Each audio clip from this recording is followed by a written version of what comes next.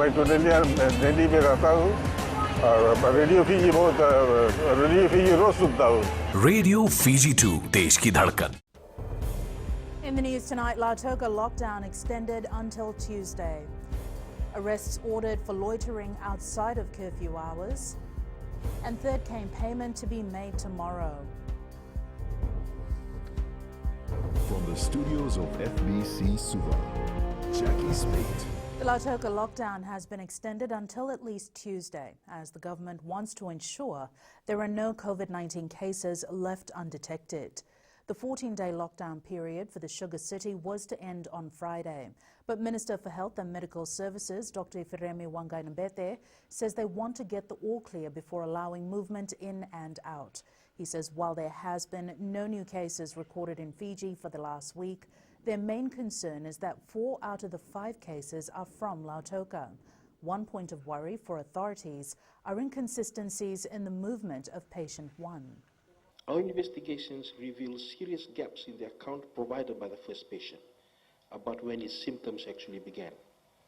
It's clear we cannot trust everything he has said. Even though we now have successfully accounted for all of his known contacts, it is in the nation's best interest that we all act as though there are still some cases in the area waiting to be detected, and even in the surrounding areas such as Nandi. The minister is saying the last case from Lautoka was the Zumba instructor of the first patient, and there are fears that she may have been in contact with someone who has not as yet been tested or shown symptoms. However, there is still a risk she could have infected others. Yes, it's a small risk, but it's a risk we cannot afford to take. If we lift the restrictions too early, and if we've missed one person in Lautoka who has contracted the virus, the rest of Itilebu would be at risk.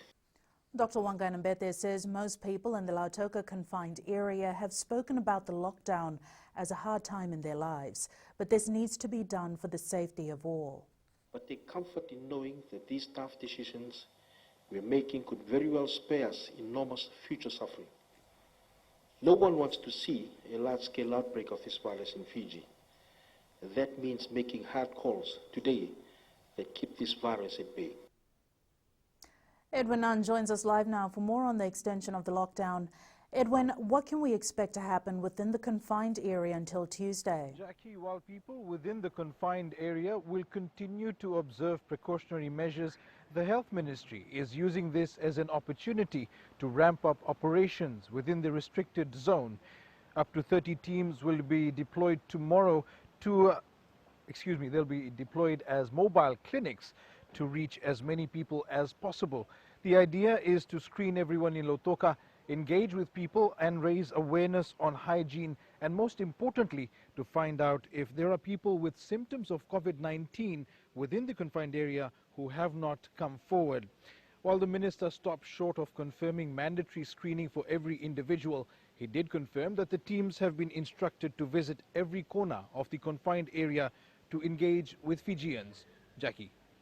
Thanks for that, Edwin. Contact tracing teams from the Ministry of Health are continuing to track people who had been in contact with a New Zealand citizen who had travel history to Fiji and contracted coronavirus after departure. This after the man developed symptoms 2 days after arriving back in New Zealand. The man left Fiji on March 19th. Chief Medical Advisor Dr. Chemesa Tundravu says they are putting all resources to work to rule out any further infections. Our contact tracing team are out in the community, in Nandi, in Rakiraki, as well as Plantation Island, following up on his itinerary while he was in Fiji, and identifying all possible contacts and assessing them in relation to the fact that they are contacts of these patients. So far, contacts, now a good number of contacts have been identified, and none of them have been found to be severely ill.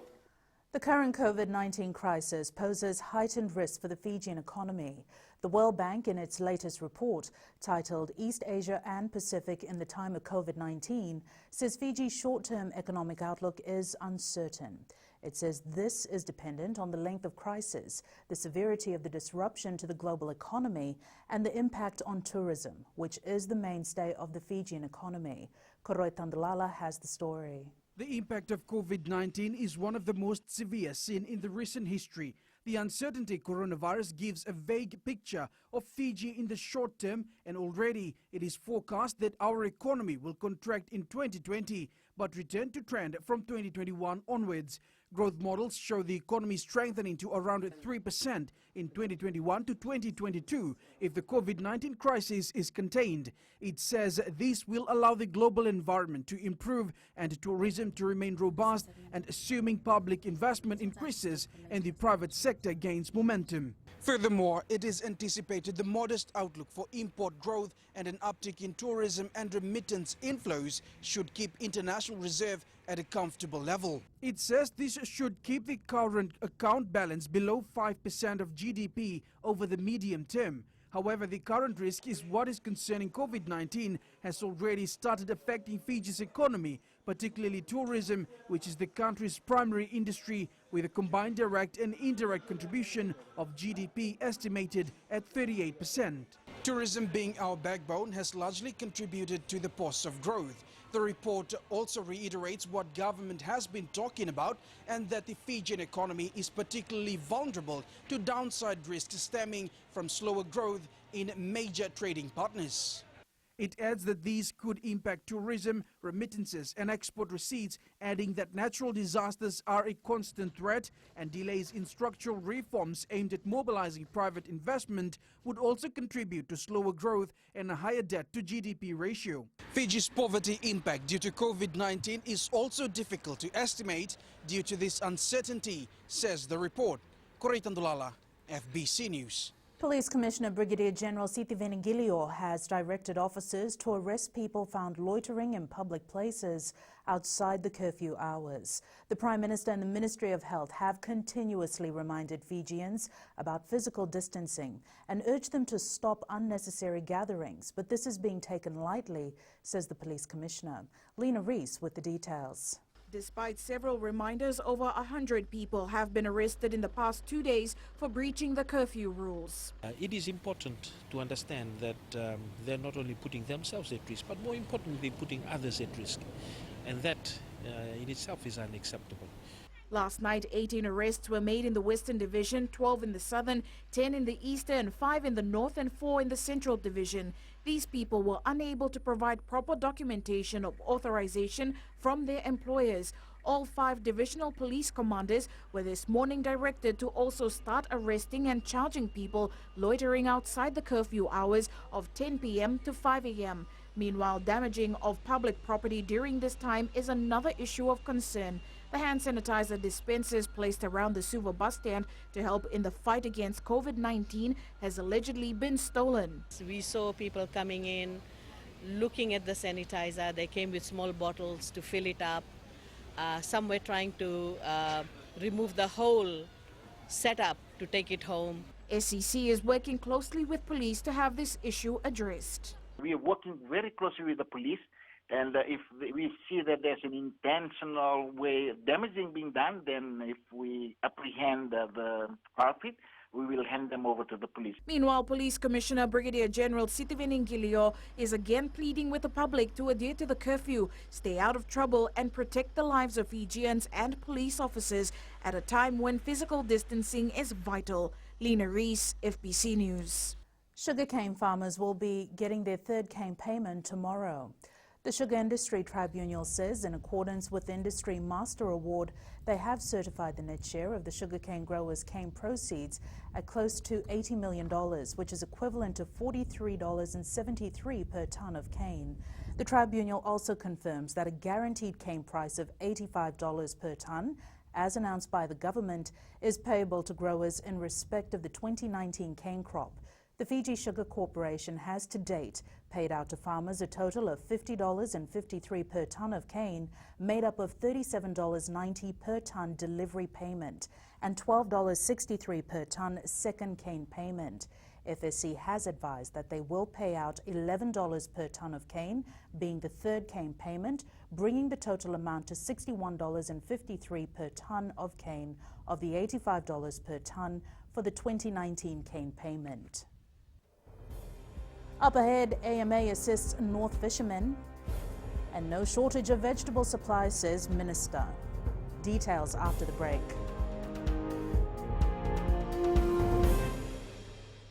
Pula natang ko approach ng karse, ko erkraki, do televizyon na parang na radio Fijuan, nandom ibit. Radio Fiji 1 nandom. Minister for Economy Ayaz Said Qayyum says the Fiji National Provident Fund will be releasing finer details of how they will be assisting employees who have been affected by COVID-19.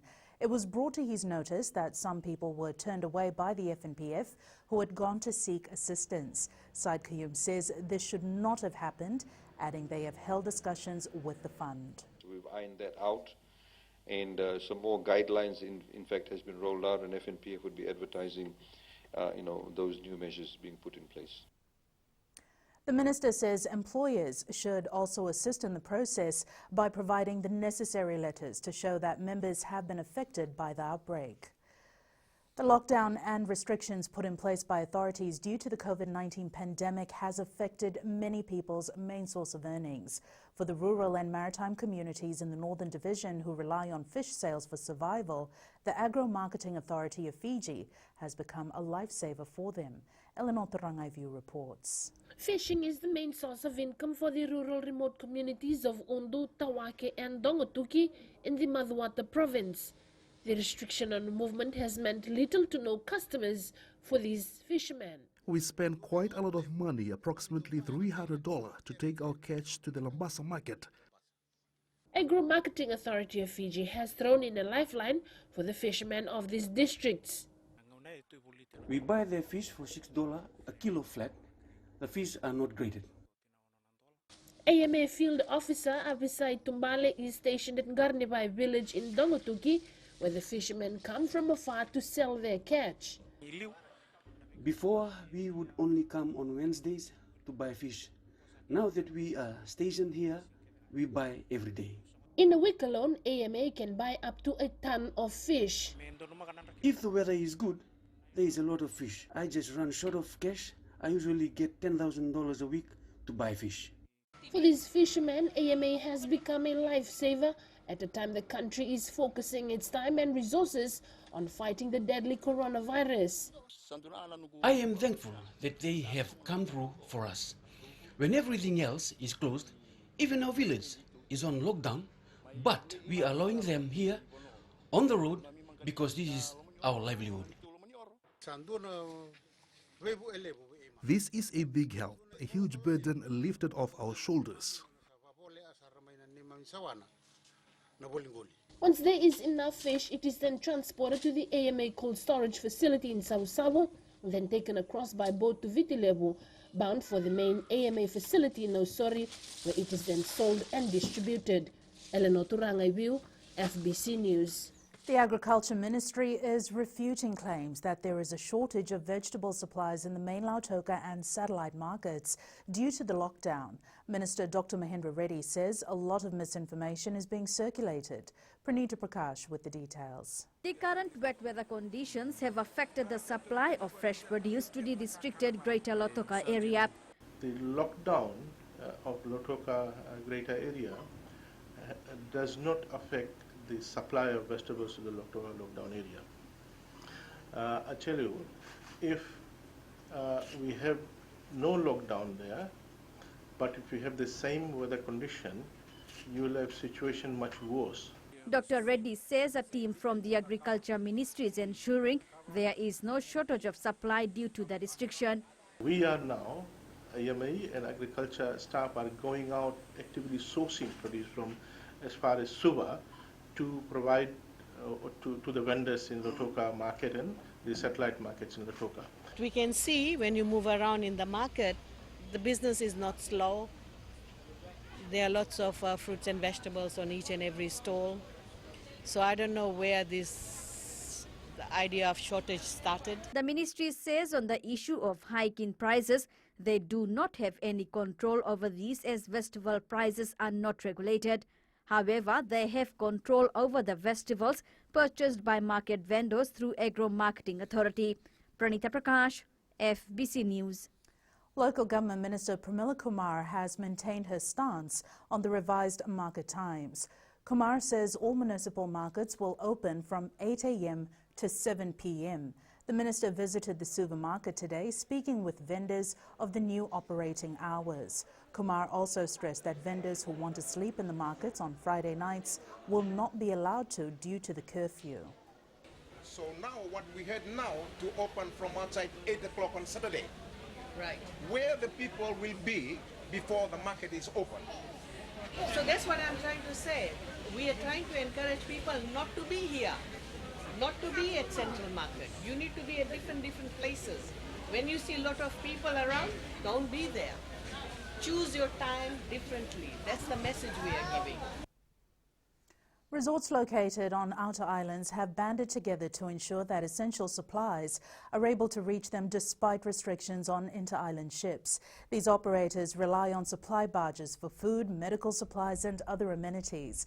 Fiji Hotel and Tourism Association Chief Executive Fantasha Lockington confirms they've been able to negotiate limited runs for these locations, which also look after island communities. One barge will look after these properties. At the same time, they're also catering to the little communities that look to the resorts for the shops that they come and use. So they might be buying food items, medicine, phone top-ups, for instance. And Whitney joins us now with the latest from business. Thanks, Jackie. Coming up after the break. Food chains no downturn in business. And consumer watchdog warns against conditional selling. Stay with us.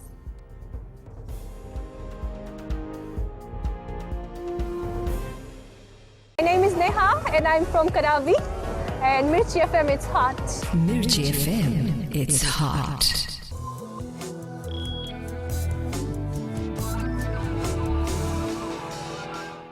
Leading business, two of the major fast food chains have noted a major downturn in their business. McDonald's and Pizza King are in a difficult position as they're doing their best to adhere to the directives from the authorities while struggling to maintain sales. Apanisa Wangai Randovo reports. With a maximum of 20 customers allowed to occupy any restaurants at one time, McDonald's Fiji says more customers are making use of the drive-through. We've probably seen a 70% reduction in customers across Fiji. At the same time, we understand why that's happened. And as we move forward, hoping that one day things will return to normal. The company anticipates the downturn in our neighboring countries will have an effect on their supply of raw materials. Unfortunately, at the moment, with Australia and New Zealand closing down, manufacturing has obviously stopped. So that's going to lead to some further issues down the line with the procurement of supplies out of those countries. Pizza King Limited says they don't have much choice amid the COVID-19 crisis. It's been down for about 60%. But we can't do much. We have to follow the government instruction, to contain the virus. If people are staying home, we'll probably be able to go and, deliver the stuff. The small restaurants are also feeling the pinch of the current crisis. While many restaurants have shut its doors for now, others are surviving on what little customers they can attract. Apanisa Wangarandovu, FBC News. Sinifa from HFC Bank is with us now with the latest from the world money market. Global stocks are coming off their worst quarter since the end of 2008, tumbling 22%. That has enticed some investors back into equities, but with volatility elevated, many expect further declines. The Dow registered its biggest quarterly fall since 1987, while the S&P 500 recorded its steepest quarterly drop since a decade ago. In US, the dollar slid against a basket of currencies, pressured by the latest Federal Reserve measures to ensure sufficient liquidity in the global financial system. Overnight, the US dollar gained against both Aussie and the Kiwi, but weakened against the yen and ended almost flat against most European currencies. Meanwhile, in Australia, the RBA warned the economic contraction in Australia could potentially linger beyond the June quarter. According to some economists, their unemployment rate may spike above 11% by June, while annual economic output can potentially shrink by 3% in 2020. That's all for now from HFC Bank, Vinaka.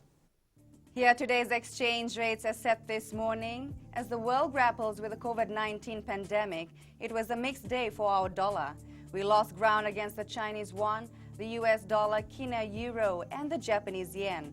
Onto the commodities market, the price of crude oil fell today to end at $20.51 per barrel. Gold also declined, closing at $1,596 per ounce. But the price of silver improved from yesterday, closing at $14.26 per ounce. That's it from Business Tonight. Jamie joins you now with the latest from sports. Thanks, Whitney, and good evening in sports after the break. IOC scholarships still available for our athletes. And Fiji FA to seek financial assistance. There's some more coming up.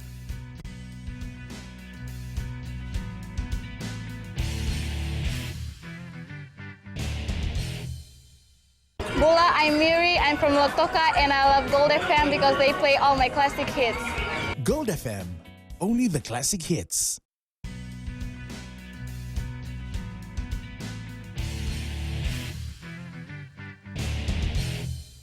The postponement of the Tokyo 2020 Olympic Games is not going to affect Team Fiji athletes who are on International Olympic Committee scholarships. This was confirmed by FASANOC Chief Executive Lorraine Ma today. Aquila Dama reports. I'm Matilita Bondrama.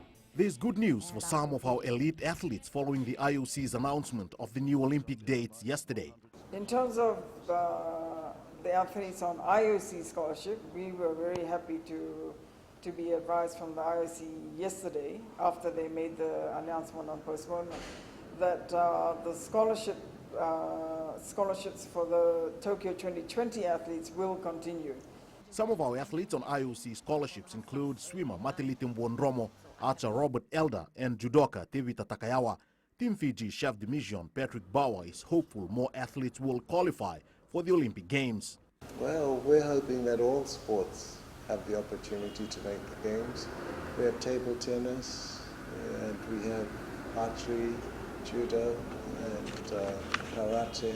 Bauer says the athletes will get the much needed support from relevant authorities. The financial support that's been given by the Olympic Committee and FASANOC and the people of Fiji and the government of Fiji is tremendous, and we would like to see all of them. The Olympic Games will be held in Tokyo, Japan from the 23rd of July to the 8th of August next year. Aquila Dama, FBC Sports.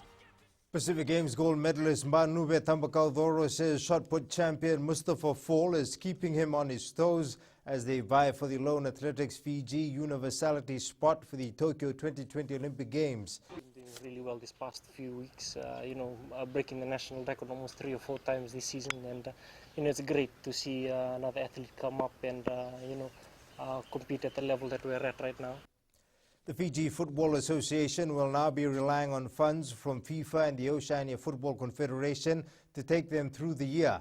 The COVID-19 pandemic has had a financial impact on the sport with the postponement and cancellation of major income-generating tournaments. All our anticipated income of about $1.8 million is not going to come. No tournaments, no matches, no sponsors going to pay anything, In anticipation of that, we are just relying on the OFC and FIFA funds to take us through. Yusuf says the salary of coach Fleming Serritslav will be paid through the Fiji National Sports Commission, as the Fiji FA will not be able to sustain the extra expense. Brumbies playmaker Noah Lolesio says his enjoyment of his debut Super Rugby season hasn't been dampened by the competition suspension.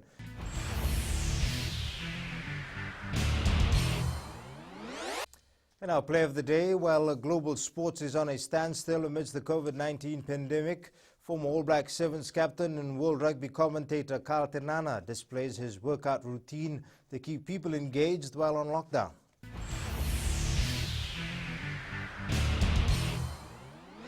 That's it from sports. Angie joins you with weather later on, and in new media, cyber attacks increase amid global crisis. Details coming up.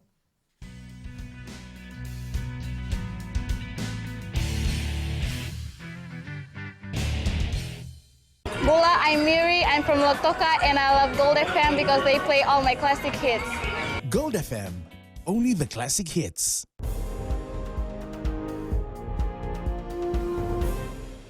In new media tonight, the coronavirus pandemic is seeing a huge surge in ransomware and phishing scams. This is what you should keep in mind to avoid cyber attacks. And it's weather time now with our favorite lady, Angie.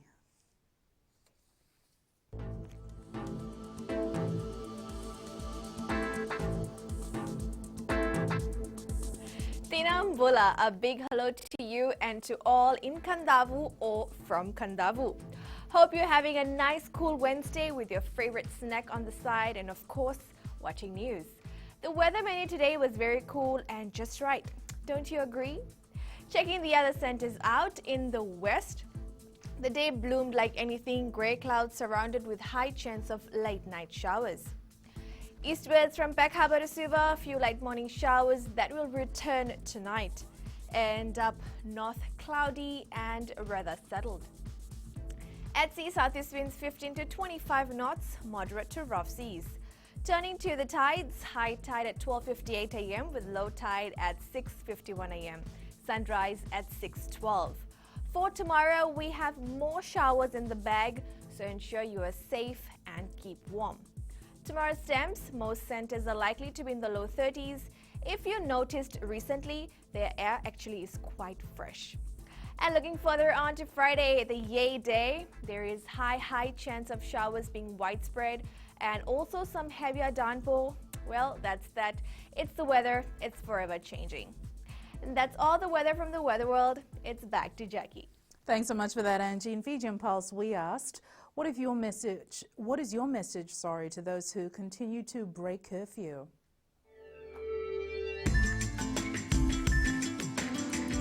If they disobey, the curfew will still go in. I keep on going. If they obey the rules, then they will lift the curfew. They should obey the law, they follow the law. And what's the government say?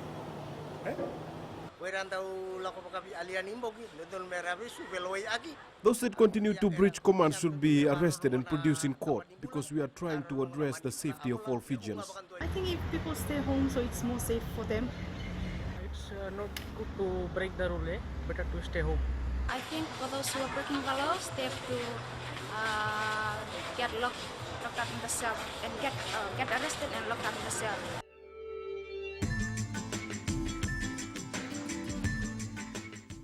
In the world of the weird and the wonderful, a fashion artist is using his skills to make hand-washing sinks out of metal drums to help battle coronavirus. Recapping the main stories for tonight, Lautoka lockdown extended until Tuesday. Arrests ordered for loitering outside of curfew hours, and third came payment to be made tomorrow. Now for these stories and others, tune in daily to our sister radio station Gold FM. Our poll question this week, we're asking, should business houses make social distancing compulsory for its customers? Visit our FBC website to answer.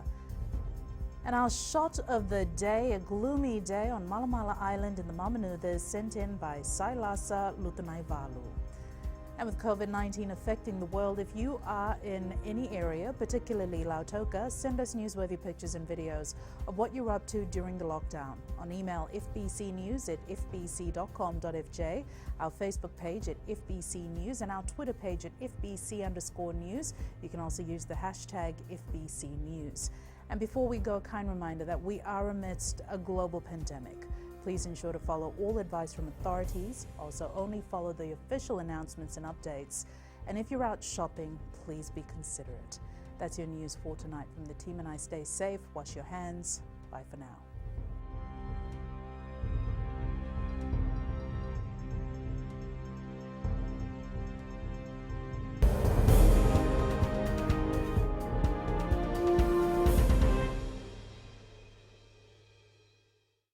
Bula, I'm Miri, I'm from Lotoka, and I love Gold FM because they play all my classic hits.